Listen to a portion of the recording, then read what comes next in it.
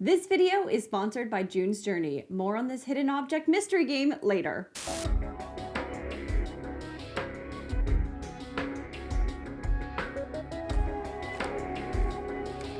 So, what we got? Sir, it looks to be that there was a DIY gone foul, but results are still inconclusive. Inconclusive? Look around! The writing is clearly written on the wall. It's a DIY in progress? Exactly, but not just any DIY. It was clear there was struggle. Smells like there was sweat. No, that might just be me. And based on the remnants of this table, it's very clear that Pinterest made her do it.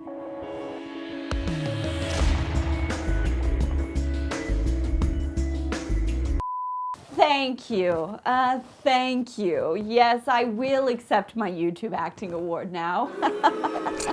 Weird intro, weird project. Who's with me? DIY friends, welcome back. I'm Danie, and today's DIY in Progress is a part of a series I like to call Pinterest Made Me Do It. I spend a lot of my time pinning items, pinning decor pieces, pinning rooms, and not doing anything about it. So this series is meant to inspire me to try things I never thought I would try. So I will be taking this photo as my inspiration and using my love of organic modern pieces to make it my own. But before we get into it, if you are new here, then welcome, hello. Feel free to hit that subscribe button and join this marvelous Creative Beast community. We do all things home and DIY in the space, and sometimes we can get a bit weird if you haven't already guessed.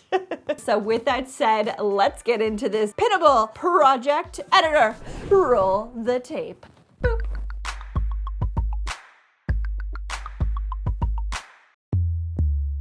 All right, friends, so I spend a lot of time searching for fun, inspirational ideas on Pinterest, but there is another app on my phone that I love to spend time on, and that's June's Journey, the sponsor of today's episode. Now, I've shared this before, but I am not a person who keeps games on my phone. I just don't. I always end up deleting them because I don't play them, but I was kind of just like tired of scrolling through social media endlessly, so I downloaded it on my phone because I love detective stories, I love hidden object games, I grew up on them, you know, those books, and like no word of a lie, this is the first app I've never deleted on my phone. I actually really enjoy playing this before bed. I kind of call it like my wind down game. You know what I mean? Now, for those who are new to this game, June's Journey is a hidden object mystery game with a cool detective story that takes place in the 1920s. It has a diverse cast of characters like Amelia, Claire von Buren, Jack Hayes, he's my favorite. Each new scene takes you further through a fun murder mystery story that sets June Parker in a daring quest to solve the murder of her sister and uncover the family's many secrets. Now, I do love how much care went into the storytelling, but beyond the drama and murder, it has this added layer where you get to design the grounds that you play on. So as you're playing, you earn these flowers, and then with that, you can buy decor, you can buy decorative bushes and pathways. There's pools, fountains, stables, vineyards. So you kind of get to grow your game space, and I think it's kind of fun to design and play around with it. So June's Journey is available for free on mobile devices, phone and tablets, Android and iOS mobile devices, as well as on PC through Facebook Games. And I made it super easy for you. You can download it for free by simply clicking the link in my description box below. And by clicking the link, you are supporting me too, so I thank you for that. So if you love hidden object games, you're looking for a new app to try, click the link, download it for free, and give it a go. Solve the murder and get designing. Thank you, June's Journey, but let's get back to the DIY. Let's talk about the plan. Like I mentioned, I found this photo on Pinterest. It actually originally came from a blog called Eastern House. This was curated by Damian Jackson. Honestly, I just thought this piece was cool. It's cool looking, it's unique. I love the body of it, the shape of it, and I just love how that glass top kind of looked like it was playing with this like balance game. I don't know, I just thought it was cool. And while I don't particularly like that console table, like that's not something I would put in my house, I loved the idea of it. I loved the shape of it. I just think they're neat. So I was trying to come up with a new idea for a console table that's going to sit underneath my TV. Right now, my Vedema console table that I DIY'd, I think 2 years ago at this point. I think ultimately my hope is to have something a little bit more low profile. So I've been trying to find the right design idea for under that TV, and I think this might be it. When I'm at this point in my design process, I like to just sketch, put all creativity on the page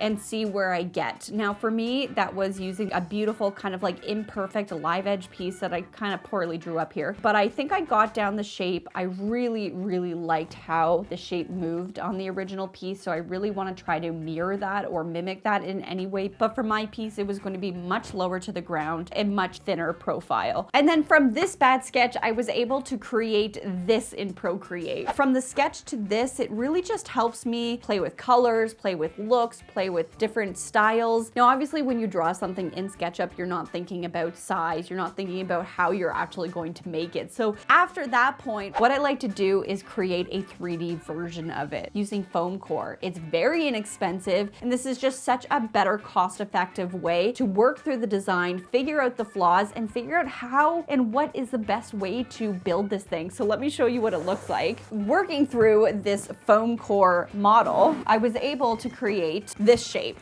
And obviously this doesn't look very nice. And you know what? Once I created it, I had to agree with that. I didn't like this giant slope here. I didn't like how big this area was. So this was a really great first test for me to figure out if I actually did like this design. So from this, I tweaked it and created this. So this is a true 3D form to scale. This one also had flaws. Again, I thought that this ended up having too deep of a slope. I thought it needed to kind of naturally go up a little bit better. I also didn't like the way that I built the support, and it allowed me to realize that by building it this way. So from this, I was able to build this. And this was my final shape. This is the one that I'm actually really happy with. I was able to create more of a curve here. This looked a little bit more natural, and I was able to create a support system on the inside more efficiently. And the best part, because I built this to scale, I was able to put it in my space so that I could see if it was going to work. I am a visual learner, and I always preach, if you're feeling uneasy about a design or how to make it, build it with cheap foam core first. It's inexpensive, it's a great way to learn, and at the end you have a very practical example that you can put into your space to see if you like it. I think we have our idea down. I'm very excited to build this. It's unique, so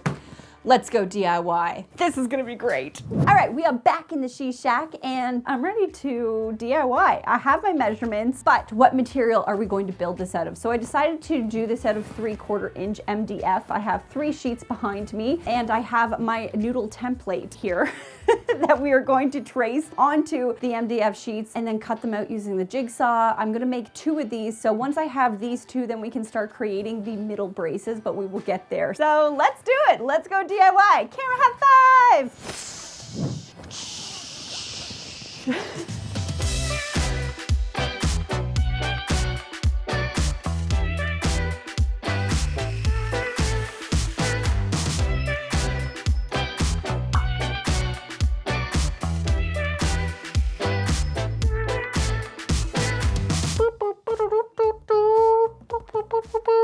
We have a noodle! Woohoo! Honestly, I think that went really well. So what I want to do now is cut up all of those crossbars that's going to connect these pieces together. So I have a MDF sheet behind me, and we're just going to cut across at 10.5 inches, and then we will cut our 3-inch pieces on the chop saw afterwards. Once that's done, then we can actually put this thing together and see what it looks like, which honestly is really exciting because I do have my live edge board. So once we have this built, we can actually fit the live edge board into this and like kind of see it come together before we actually finish it up. So it's exciting, it's exciting, it's exciting, and I'm excited. I hope you're excited.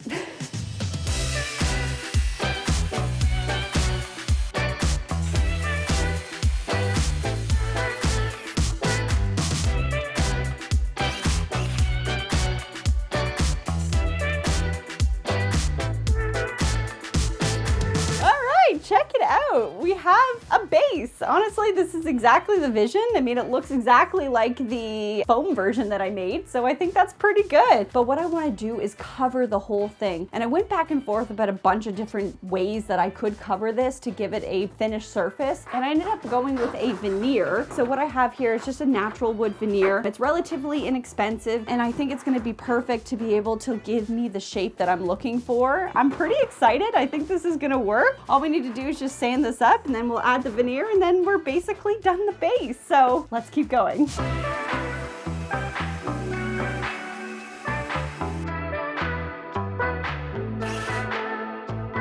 This could possibly be the ugliest midway project I've ever made. In order to like really hold this down and like let the glue do what it needed to do, I kind of had to like tape it down. It is what it is. By tomorrow, once we cover this, like what this looks like right now is not going to matter. She don't look pretty, but she gonna work. So I think that's all that matters. Either way, I'm exhausted. I'm going to let this dry up tonight. I'm going to trust the process, and we'll see where this goes. So I'll see you tomorrow, friends.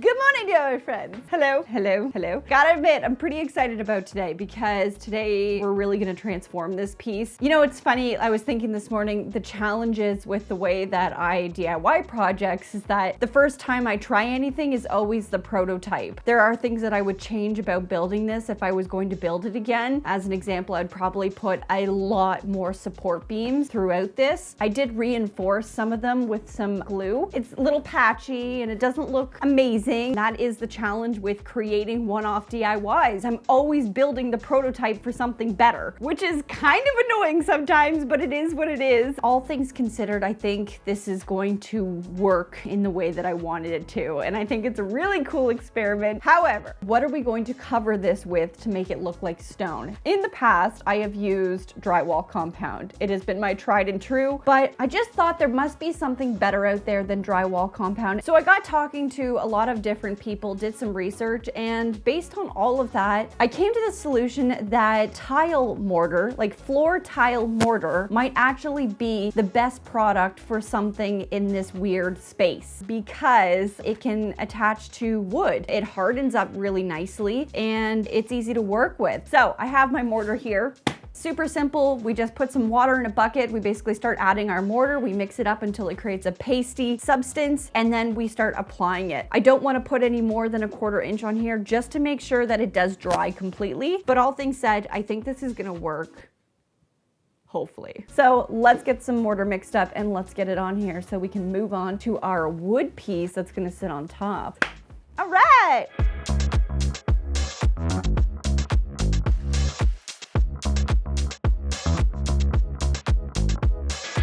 Like the DQ test. If it doesn't spill, you know it's ready. I think she's ready. So I am going to follow instructions in the sense that it does say to wait 5 to 10 minutes, give it another stir, and then you can apply. So see you in 10 minutes.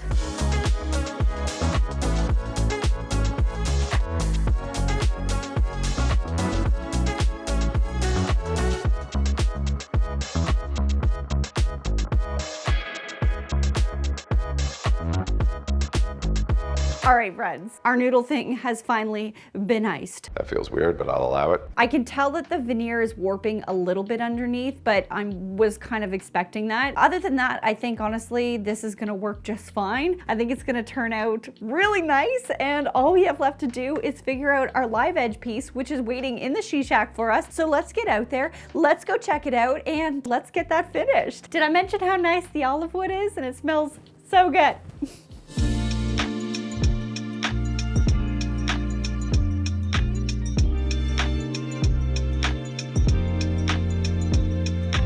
Hello, beautiful. How are you? What I have in front of me is this beautiful, beautiful live edge olive wood. It is a hard wood, but it smells so good when you cut into it. As you can see, it is live edge, and I don't want any of that bark, so we are gonna have to remove all of that bark off of it using a chisel. I also need to square up the end so that we have a flat end to work with that's gonna sit into our little groove. And on top of that, this is obviously too long. This is about 6 feet, and I want this to be a little bit under 4 feet. And then once we we plane it, it's gonna really bring out all that beautiful wood grain. It's just, this piece is gonna shine. So I'm very excited to get going on this, so let's get started.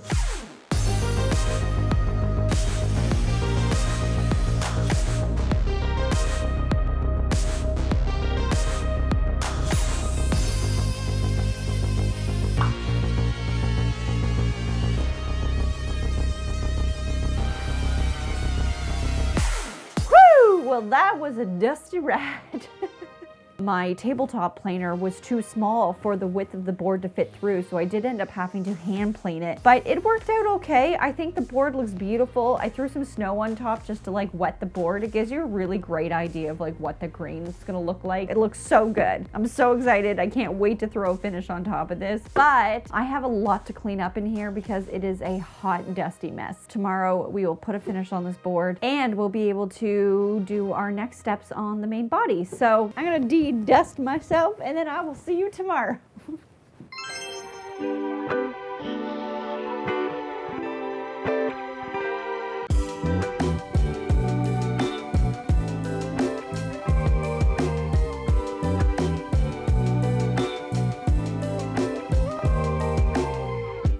My friends, I'm so excited. That was really scary. We came up with this like weird design, but it's like weird in a great way. The mortar worked so well. This thing is rock solid. The texture is perfect. It just looks so realistic and I'm like, so excited that it worked. I do think it needs just a little bit of sanding here and there. I'm not really gonna touch it too much. There's just some areas on the top where I know that the wood piece is going to sit on. We're gonna do that, but we need to paint it. What color is it going to be? Well, I'm gonna tell you because I got it right here. I went with the color stone white. I got really original. So let's go sand, let's go paint this bad boy, and then let's get it into the living room because I am ready for this console table. Finish line, initiate.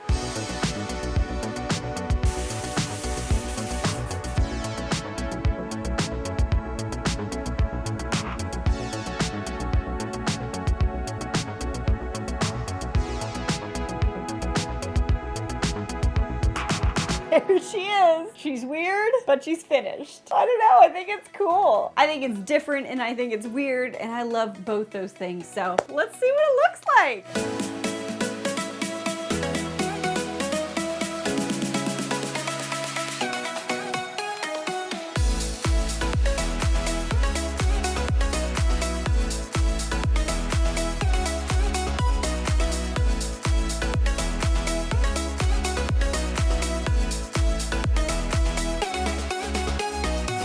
Well, dear friends, we made a weird table.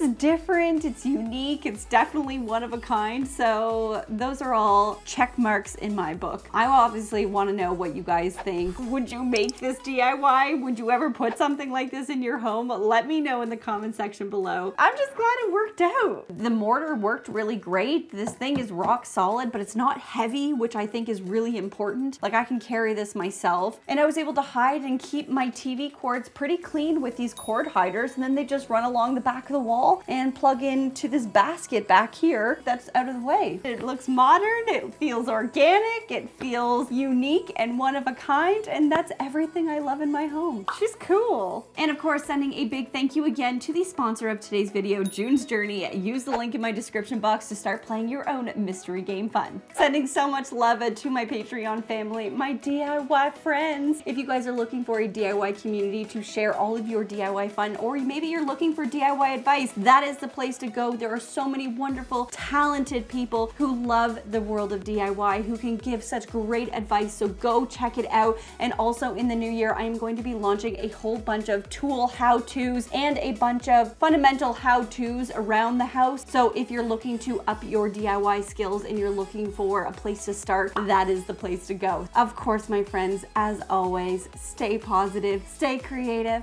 and keep on DIYing. Bye-bye.